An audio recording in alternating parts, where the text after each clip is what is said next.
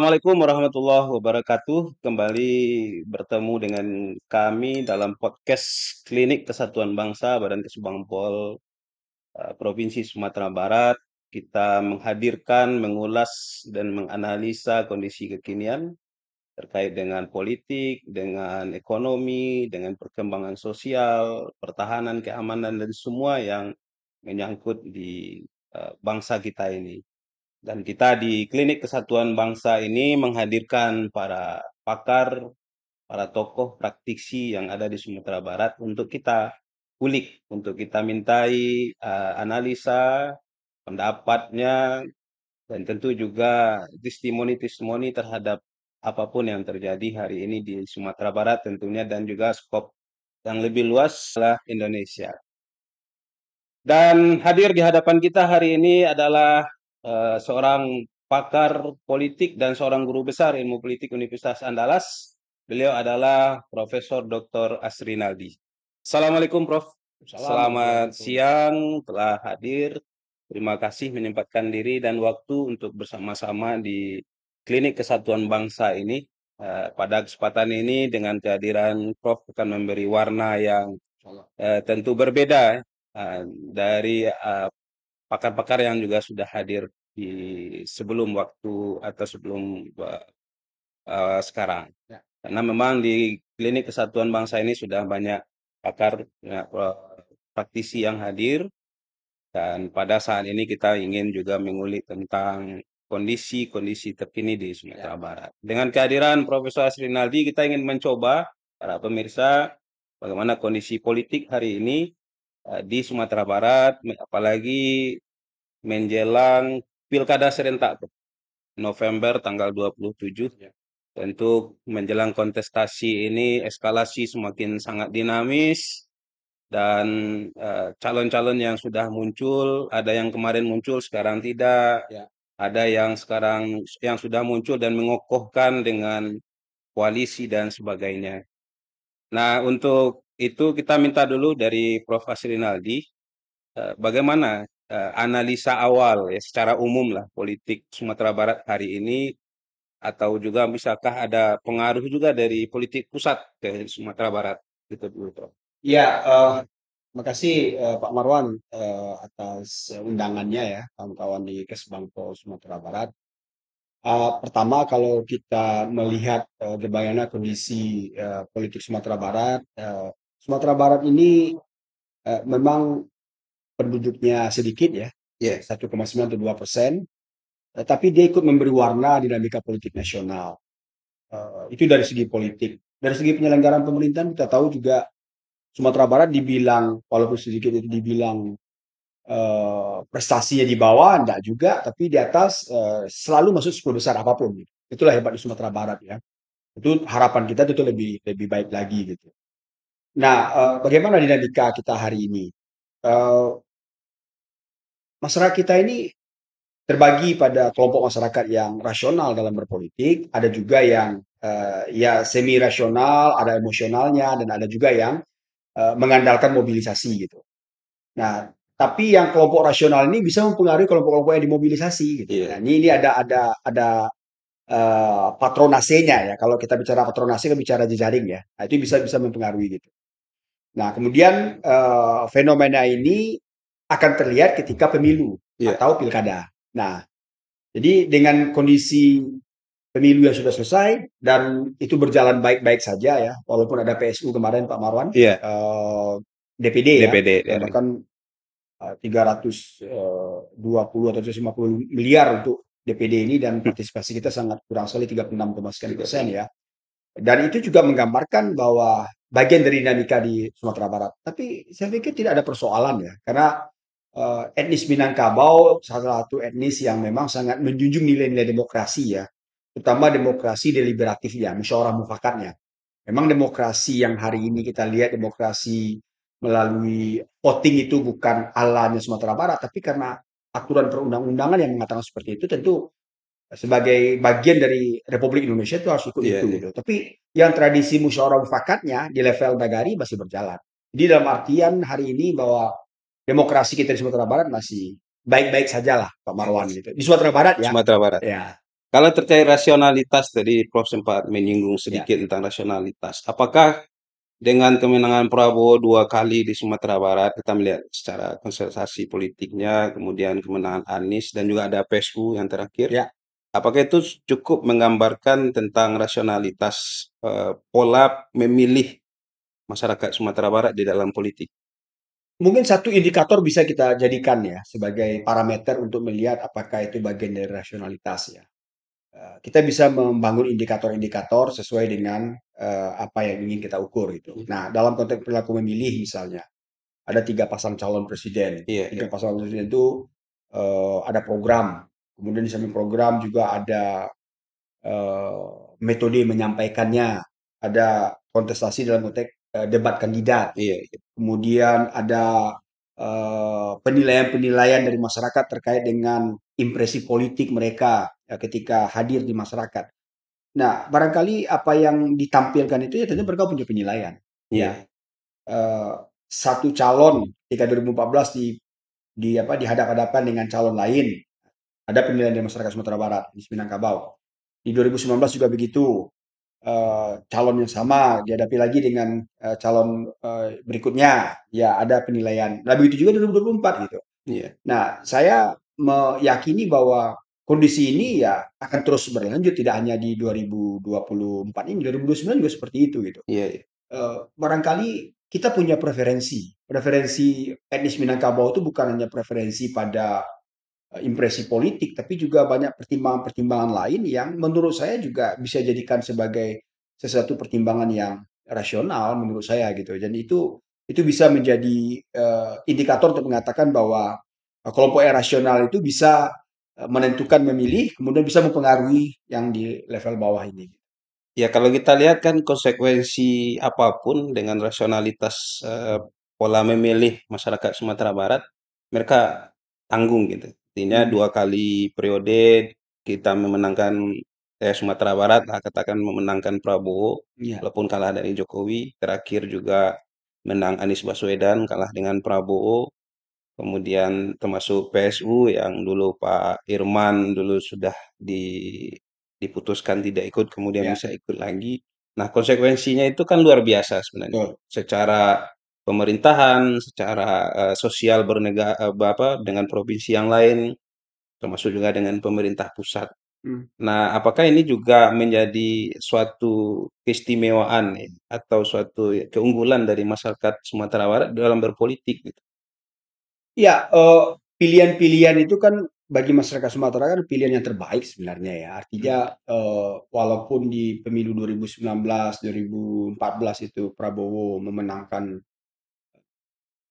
apa namanya ya, suara di Sumatera Barat, tapi ketika ada calon lain yang menurut masyarakat itu punya kelebihan ya, Iya, dan itu pun, akhirnya meninggalkan ya, pilihan yang lama gitu. Artinya memang sangat dinamis sekali gitu.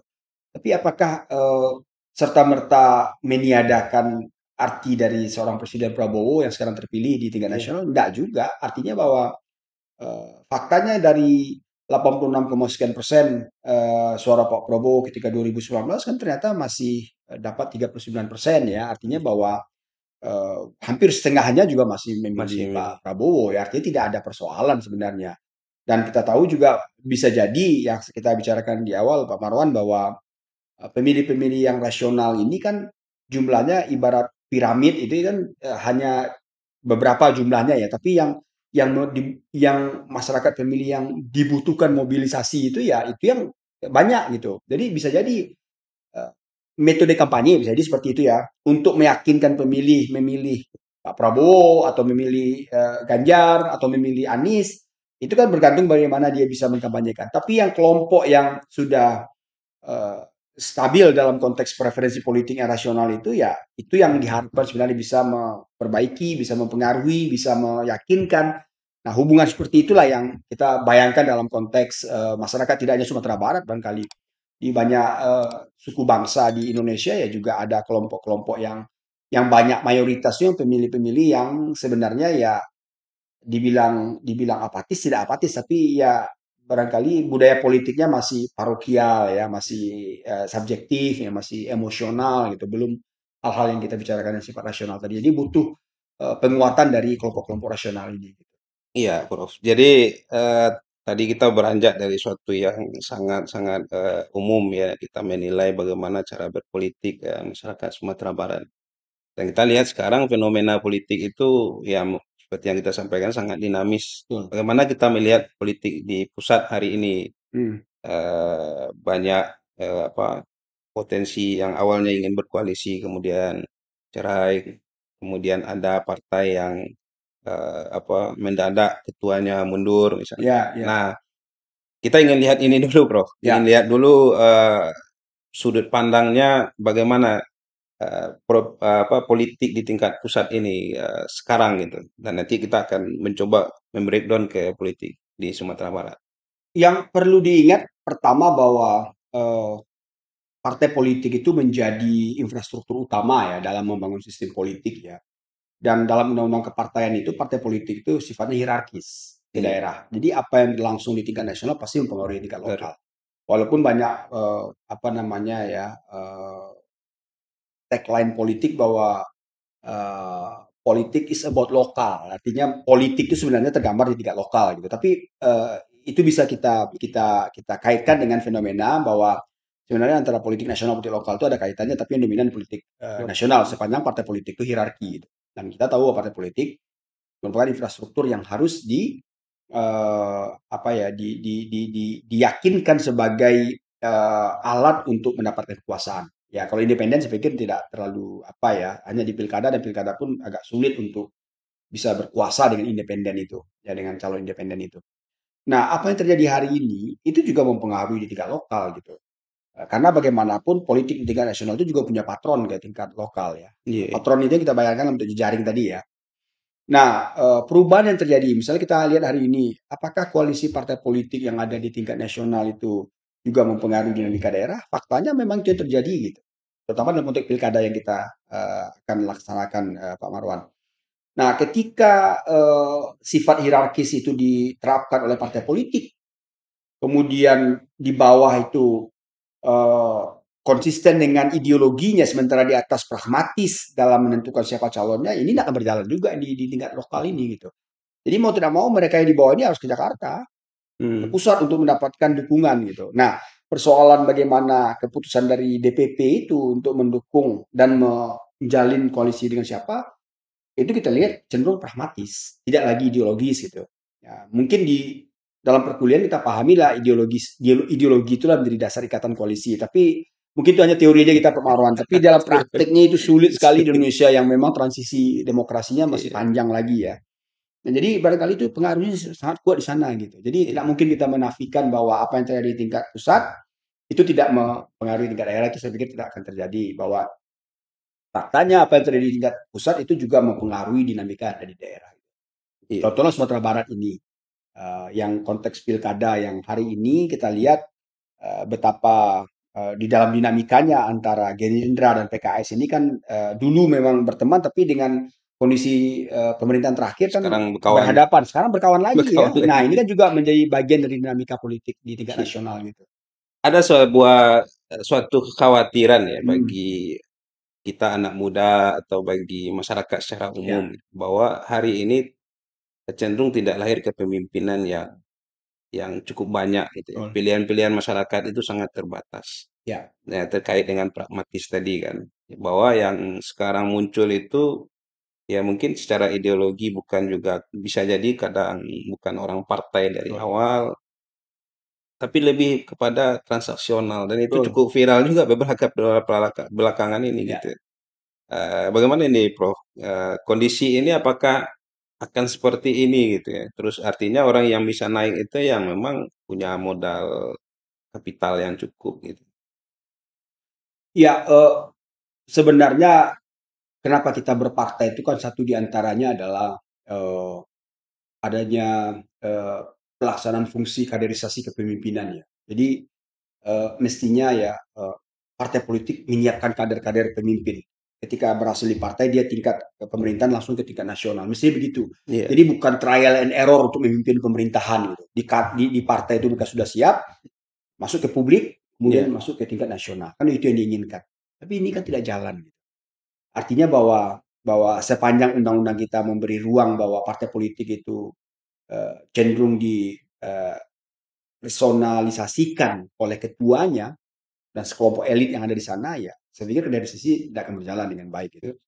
Nah, kita berharap sebenarnya agar tidak ada kekecewaan dari kader partai, mereka mestinya harus disiapkan sebagai calon pemimpin.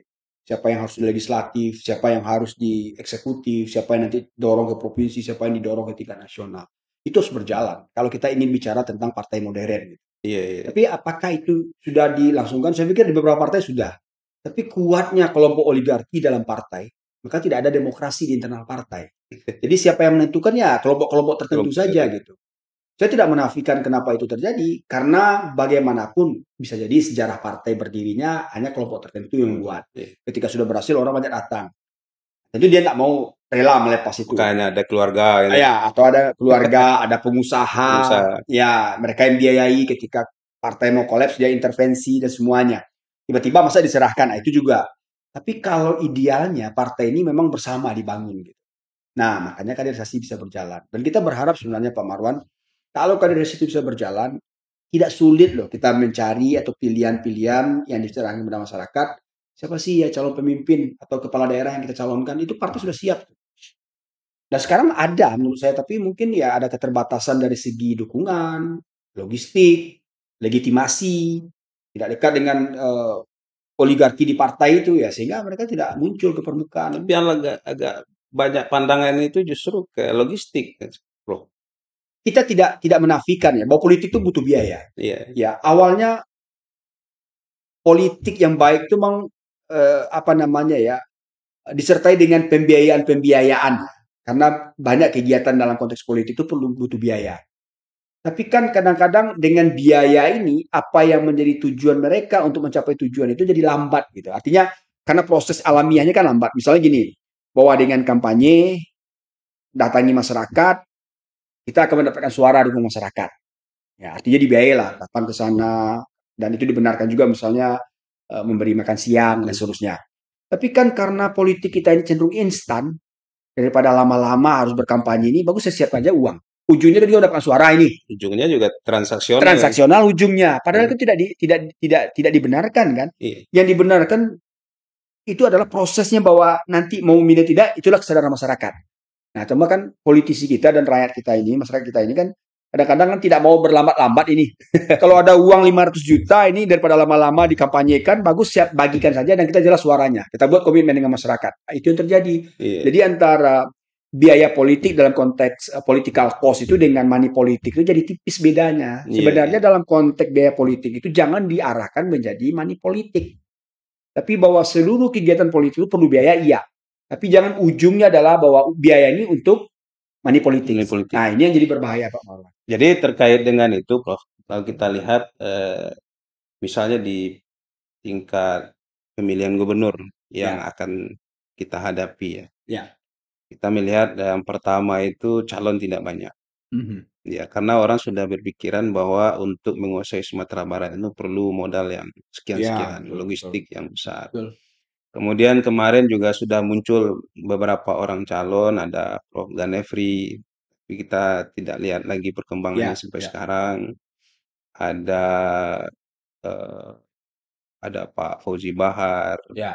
ada Tengku Rizka, ada siapa Pak Wagub juga ikut ya masuk dalam tataran tokoh yang Ya. berpotensi untuk maju. Nah, sekarang yang justru kita lihat hanya dua yang agak menguat di media, ya, yaitu Buya Mayaldi sebagai petahana dan Priyadi Asda, Ya. Kapten Priyadi atau yang lebih kita kenal dengan OTW gitu ya. OTW.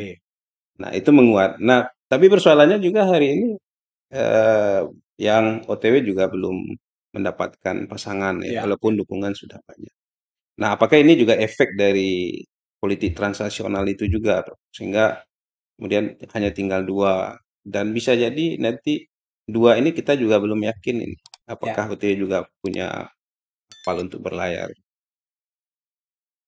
Yang saya bisa yakini ya biasanya calon petahana itu calon yang kuat. Karena dia memiliki akses ke sumber daya dan bisa mengendalikan sumber daya. Iya, Apapun lah namanya gitu ya. Tapi itu sudah menjadi tradisi dalam politik ya siapapun yang berkuasa eh, alangkah tidak cerdiknya kalau dia tidak memanfaatkan sumber daya dengan cara apapun lah itu pasti itu. Nah, ketika orang paham dengan itu, orang akan berhitung. Iya, Berhitung apakah ketika melawan petahana ini bisa nggak memenangkan eh, kontestasi ini? Apa yang harus disiapkan? Siapa yang akan membantu untuk memperjuangkan ini? Berapa biaya yang dibutuhkan? Karena politik butuh biaya kan. butuh biaya. Nah, kalkulasi tadi itu Pak Marwan membuat orang berpikir kalau tidak hitungannya itu tidak masuk, mereka tidak akan maju. Saya pikir itu cara pilihan yang rasional itu. Termasuk survei yang dilakukan. Nah, ketika elektabilitasnya tidak kuat, ya tentu bunuh diri kalau dia Iya, maju melawan petahana dalam hal ini Buya. Nah, memang idealnya kalau demokrasi ini kita katakan berjalan baik itu ada partisipasi dan ada kontestasi, idealnya memang harus ada lawan untuk lawan. Buya ini.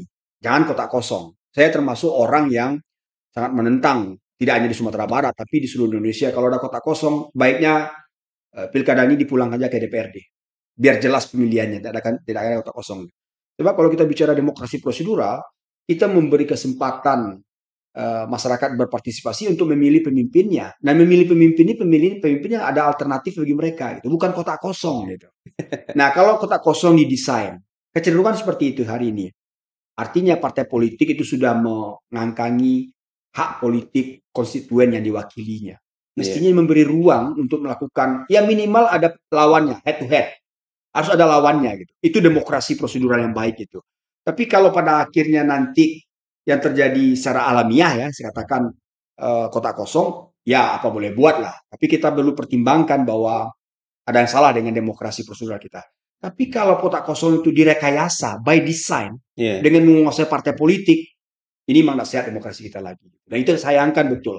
Kalau ini terjadi ya kembalikan sajalah oke. pilkada ini kepada DPRD DPR. ya karena memang kondisinya memang tidak sehat lagi untuk kita. Ya, kita lihat sekarang di salah satu di DKI DKI ada arah untuk ke kota kosong. dan beberapa kabupaten kota kita arahnya juga Iya, kosong. dan di Sumatera Barat ada beberapa kabupaten yang juga Iya, potensi kota kosong. betul. Nah, kita melihat di tingkat pemilihan gubernur sendiri sekarang. Ya, Kalau saya melihat desain untuk arah ke sana sebenarnya agak kecil ya. ya, Karena di OTW sendiri memiliki dukungan yang cukup dari betul. partai. Nah, ini persoalannya di mana ini, Bro? Sehingga sekarang yang baru deklarasi dan mendapatkan koalisi yang kuat itu baru Buya Mayaldi dan Ya, Pasko. ya. Kita tahu ya bahwa Pak Epiardi kan bupati ya, dan Hmm, bupati yang memang dalam perjalanannya kan banyak disorot oleh media ya, plus minusnya. Nah, tentu ketika beliau maju dalam konteks pemilihan gubernur, ya orang bisa juga mengkalkulasikan bagaimana peluang-peluang beliau, kemudian siapa yang bisa mengangkat suara beliau dengan kondisi petahana yang kuat gitu. Nah, barangkali hitung-hitungan seperti itu yang membuat orang atau membuat Pak EPRD ini masih menunggu ya siapa iya, yang bisa diajak untuk bisa berkontestasi dengan petahana.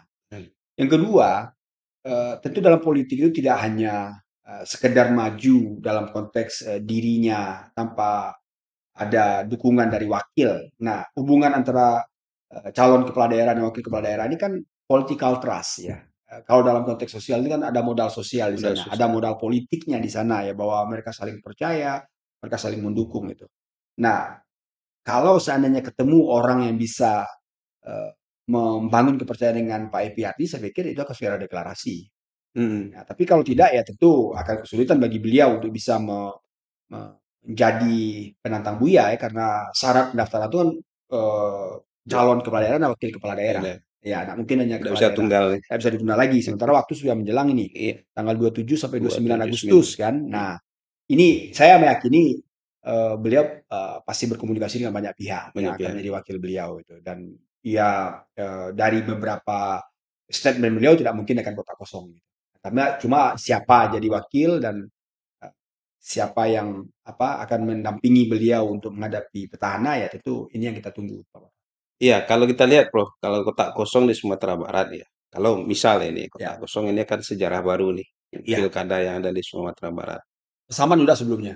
Pasaman, Pasaman ya. Beni Utama dulu Iya, sama Sabara Rais kan. iya iya di Pasaman Yang sudah, 2020 ya. ya Itu satu baru. baru satu. Ya, Ini di tingkat gubernur provinsi yang baru ini. provinsi menjadi sejarah baru kan. Ya, Nah, kita melihat nih bagaimana kalau Pasaman kan lokal lagi nih, betul. tingkat di provinsi bagaimana kira-kira animo masyarakat nih kalau kita lihat berdemokrasi nanti, apakah akan melihatkan suatu gairah yang bagus juga atau memang akan menurun juga seperti yang kemarin kita hadapi di PSU gitu. Kalau kota kosong ya. Iya, kota kosong. Kalau kota kosong saya pikir di pasal 54 itu kan sudah dijelaskan ya. Kalau seandainya eh, pasangan calon yang melawan kota kosong itu menang di atas 50%, ya menang lah dia. Tapi kalau dia kalah, ya tentu akan ada penjabat gubernur nantinya. Berapapun yang datang Berapapun dihasilkan, misalnya yang syaratnya untuk yang apa ini harus menang 50% lebih dari yang dari kota hadir, kosong, dari yang hadir ya. dari yang hadir gitu, Iya, iya. ya, dari yang hadir gitu ya. Nah, sekarang kalau seandainya kota kosong terjadi, ya saya yakin kalau pertanyaan Pak Marwan tadi, apakah masyarakat antusias? Saya meyakini tidak akan antusias gitu. Karena yang diharapkan itu ya harus ada alternatif mestinya kan. Iya, Ya, iya. artinya ya mungkin Pak Marwan tahu sendiri lah bahwa bahwa dinamika di masyarakat dengan persepsi yang muncul itu kan banyak sekali ya tentang misalnya sekarang yang berkuasa kan Partai Keadilan Sejahtera Iya. 3 periode misalnya. Mm. Ada persepsi macam-macam ini. Nah, kalau seandainya Buya melawan kota kosong, ya tentu orang sudah yakin, nah udahlah yang akan menang Buya juga, bagus datang. Nah, kalau yang tidak datang itu misalnya tidak sampai 50% dari suara yang sah itu, Iya, iya. ya tentu petahana kalah. Tapi kalau seandainya yang datang itu lebih ya, suara Buya itu lebih dari 50% dari suara yang datang, suara yang sah itu dia akan jadi gubernur lagi gitu. Iya. Dan saya meyakini dengan karakter Buya di oleh PKS, pokoknya solid dengan itu gitu. Justru kalau seandainya kota kosong ini lawan, kemudian masyarakat tidak antusias datang, kemudian kader PKS banyak yang datang, ya menang. Saya yakin bisa menang Buya Iya. karena memang suaranya kan suara yang sah, ya suara yang hadir gitu ya. Iya, suara yang hadir. Dan yang datang itu kita tahu bahwa dalam konteks kaderisasi kan Partai Keadilan Sejahtera yang paling baik ya dan solid gitu. Dan ketika mereka disuruh datang dan suara mereka suara yang paling banyak, ya tentu dia akan menang, Buya akan menang. Iya, iya. Nah, ini memang harus menjadi pertimbangan masyarakat agar ada gairah, ada dinamika itu ya datang walaupun kota kosong. Iya, iya. Nah, meskipun kita di sini bicara tidak berharap kota kosong Tidak kan. berharap. Secara demokrasi dan kita juga di Klinik Kesatuan Bangsa ini tentu Ya, berharap ini tidak kotak kosong. itu Karena indikator Pak Marwan juga nanti itu kan partisipasi walaupun KPU ya. iya, partisipasi politik, partisipasi pemilih menjadi Ya, suatu apa tolak ukur tolak juga ukur juga. untuk kita ini. Karena apa pemerintah tentu juga tidak lepas begitu saja dengan partisipasi yang ada.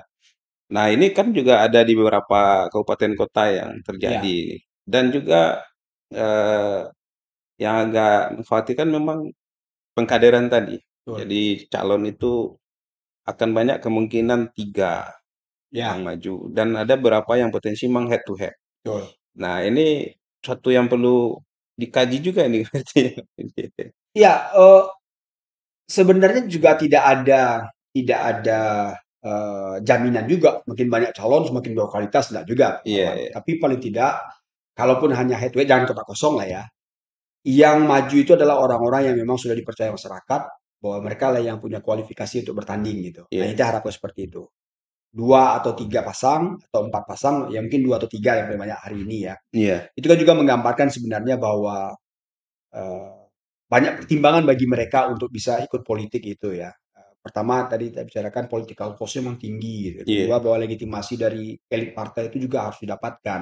Yang ketiga mereka juga harus menyiapkan segala sesuatu terkait dengan dukungan, endorsement, kemudian hal-hal yang akan mendukung dan memenangkan dia. Jadi biayanya sangat besar dan bagi mereka kalaupun mereka maju dan dipercaya ya akan ada kerja ekstra yang mereka lakukan dan itu mereka tidak sanggup sehingga ya udah siapa yang mau saja jadi kepala daerah. hmm, Nah, ini yang sebenarnya yang terjadi hari ini gitu. Mestinya ketika partai politik bisa mengkader dan kader itu memang dijagokan untuk menang, partai politik harus mendukung itu gitu. iya, Cuma kan iya, persoalan kita hari ini Pak Marwan bahwa partai politik dari segi kondisi keuangannya kan memang tidak baik gitu. Artinya tidak memiliki keuangan yang cukup ya. cukup. Nah, sehingga yang maju itu kan diserahkan saja. Artinya setelah rekomendasi, setelah dukungan diberikan dan mendaftar ya serahkan saja kepada calon. Nah, calon Calon. ini kan tidak banyak juga orang yang punya uang yang sampai puluhan miliar itu Pak Marwan. Saya pikir di Sumatera Barat ya tidak banyak orang seperti itu dan berspekulasi untuk bertanding gitu. Kecuali memang ada apa namanya konglomerat yang mau invest ya, Invest. invest dalam tanda kutip ya, dan itu pun nanti Ada ke imbal balik. ada imbal baliknya, kebebasan dia memimpin dan menyelenggarakan pemerintahan juga tidak akan lancar gitu. Nah, kondisi hari ini, Prof, kita melihat nih, Golkar, PDIP, P3 sendiri yang kemarin juga ada kenaikan kursi. Ya, Nah, ini kemana nih kira-kira prediksinya, arahnya bagaimana ini apa ini ke untuk depan? provinsi ya. Ya, provinsi kita. Ya, kalau dari awal kan Golkar sudah menampakkan bahwa beliau akan coba mencalonkan di luar petahana ya. Itu kan Ya, sudah kita sering dengar gitu kan. Nah, dan terakhir kan kita belum tahu kemana arahnya. Sementara kalau kita lihat PAN sudah ada calonnya PRD karena ya, kadernya kan. ya, Nah, Golkar apakah memang punya kader atau tidak? Ini kita tunggu ini.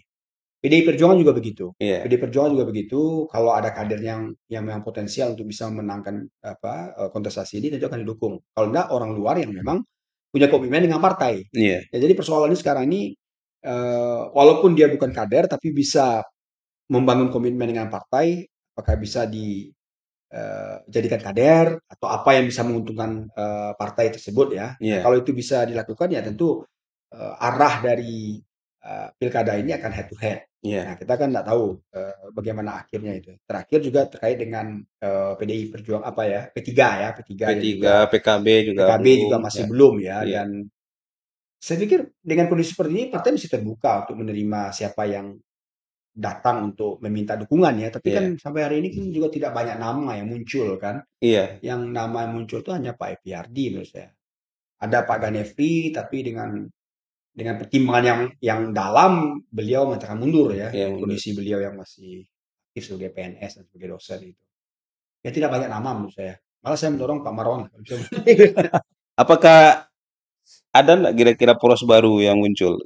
Kira-kira. Nggak kecil kemungkinan atau Saya tidak meyakini akan tidak muncul. meyakini ya? Yang satu ini aja sulit untuk mendapat, apalagi poros baru ya. Poros baru ya? Ya, jadi barangkali mungkin akan itu head to head, Head to head. head to head ya.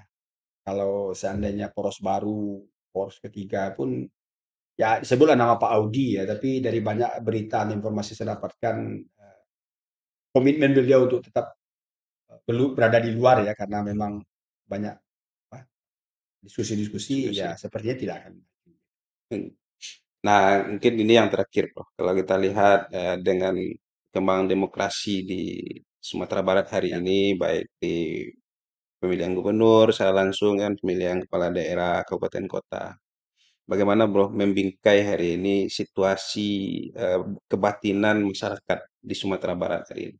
Kami ingin lihat juga dari Pileg kemarin, dari ya, PSU sampai hari ini, eh, sebenarnya masyarakat Sumatera Barat itu siapa yang menggerakkan gitu ya. Kemudian siapa yang kemudian berpengaruh secara sosiologis, secara demokrasi, secara demografi dan lain sebagainya.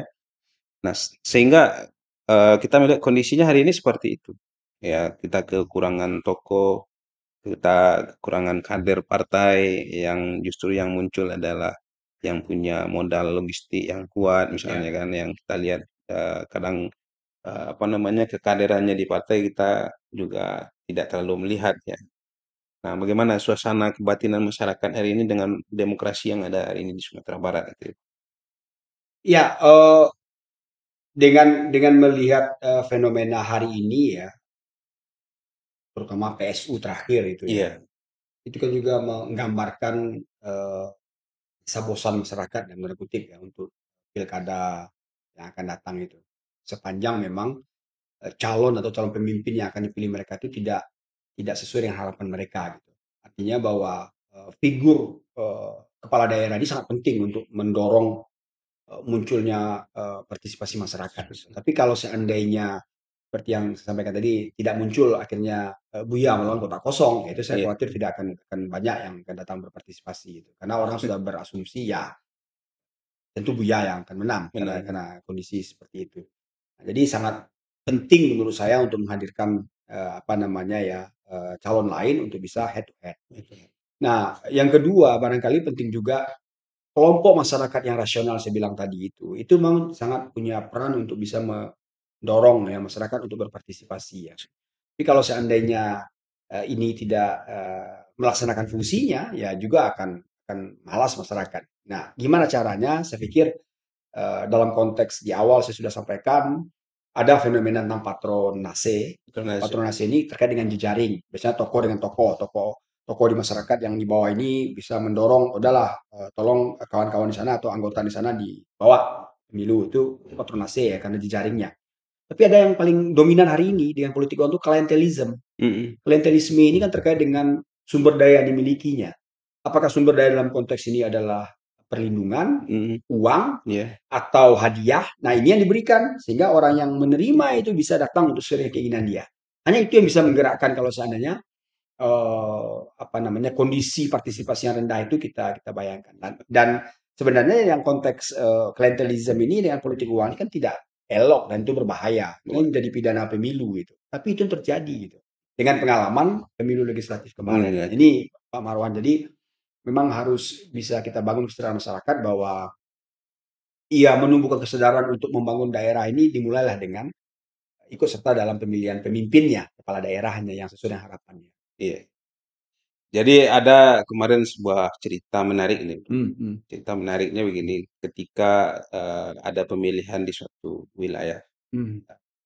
pemilihan kepala daerah, dan dia tidak mendapatkan lawan, Hmm, tidak ada nyaris lawan kotak kosong kotak ini. kosong. Akhirnya dicarilah orang untuk maju, Iya, dan iya. itu dari keluarga dia sendiri. Betul, betul, betul. Ya, ya Hmm. ada berapa dan di kita di Sumatera Barat ini pemilihan wali nagari gitu. Betul. Dicari, akhirnya yang menang yang justru yang Yang dicarikan yang itu. dicari tadi, yang dicari tadi itu hanya duduk, Iya, iya. yang mengurus semua administrasi adalah orang Yang ini, petahana yang ini ya. petahana. Ya, yang paling kuat Kemudian ini ya. yang dicari ini suruh duduk di rumah saja, tidak kampanye, tidak ngapa-ngapain. Ternyata dia Ya yang menang. menang. Nah, dan ini ya suatu sejarah bagus juga itu. Itu sebenarnya ada pesan itu Pak Marwan. Itu bentuk Iya, perlawanan loh. Perlawanan masyarakat terkait dengan kondisi yang didesain itu. iya, Nah, sehingga masyarakat melakukan pembangkangan, kita tidak bisa diatur seperti ini gitu. iya, Tadi balikkan skenario itu bisa jadi iya. seperti itu gitu. Dan ada juga yang lawan kotak kosong kalah. Kalah. Iya. Kalau nggak salah di Makassar dulu kalah itu. Iya, karena Ya, memang mungkin perlawanan juga betul, dan ada mobilisasi tentunya betul. Kak, bagi Itu orang dia. yang tidak suka untuk datang ya. Nah, tentu ini tantangan tersendiri bagi para calon yang Calon. kemungkinan melawan kotak kosong. Iya.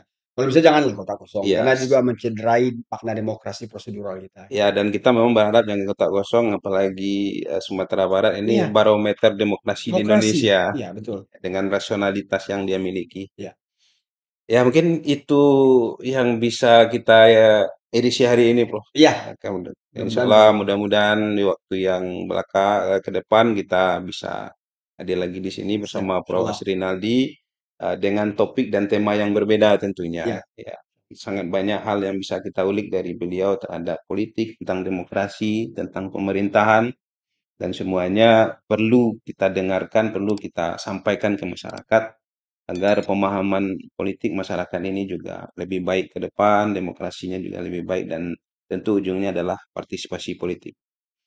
Baik, pemirsa Klinik Kesatuan Bangsa dimanapun berada, itulah tadi bincang-bincang kami dengan Prof. Asrinaldi. Luar biasa apa yang beliau sampaikan kepada kita terkait dengan kondisi politik kekinian yang ada di Sumatera Barat, mulai dari pemilihan gubernur, pemilihan bupati, wali kota yang nanti akan diadakan di 27 November, dan juga waktu untuk mempersiapkan pasangan ini juga semakin singkat karena tanggal 27 itu sudah dimulai pendaftaran calon ke KPU. Mari pada seluruh masyarakat kita pantau bersama, kita awasi bersama, dan tentu kita meningkatkan partisipasi politik. Apapun yang terjadi hari ini, hak kita dan kewajiban kita adalah berpartisipasi. Kita yang mengarahkan pembangunan ini, kita yang menentukan arah demokrasi di daerah kita ini. tentu dengan partisipasi politik kita.